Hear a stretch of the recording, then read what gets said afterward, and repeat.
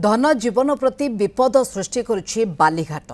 बालीघाट जोगु शह शह हेक्टर गोचर जमी नष्ट होउछि एवं जहाँ सूचना रहुछि गाईगोरुंको चारण पई गोचर रे ठूल होइछि शह शह ट्री बाली।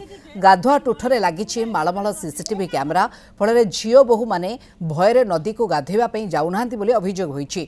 कटक जिला निश्चिंतकोइली ब्लॉक बिरिबंध गाँव ग्राउंड जीरो आसिछि एभଳି चांचल्यकर खबर।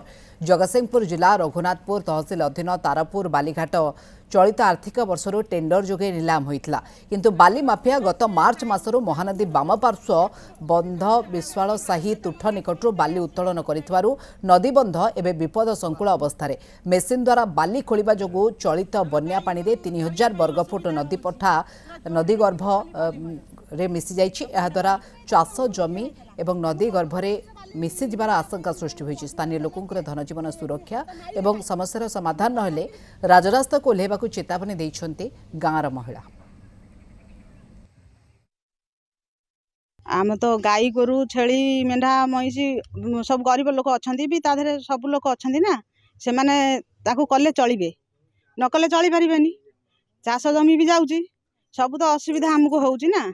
आम चाहूँ जे ये जिनिसटा आमर बंद हो सरकार को दाबी रखुँ आमर एपटा बंद हो जी खाई पत्थर बंध करके पैकिंग करके आमर साइज करके छाड़ू। कलेक्टर को भी ग्रीवांस कही कलेक्टर माइंस अफसर को सी कहते तागिद करते जाकि रिपोर्ट करने सी कले कि ना आम कथा भी जानिनु कि आमर दाबी हूँ घाटी को बंद करा ना नदीपटा भांगीज खाईज आमर पिला छुआ भी हैरान हे। आम क्षतिकारक बाली उठेबार क्षतिकारक यहाँ मेन मुख्य कारण कारण आम भी पोषी हूँ से धन जीवन पशु चाष जमी प्लस जो गोरु गाई रखिकी से आम चलुचु ना आम संसार से चलुची तेणु तो आम दाबी करुचे सरकार मुख्यमंत्री पाखक दाबी करुचे जे तुरंत ये घाटटा बंद करंतु।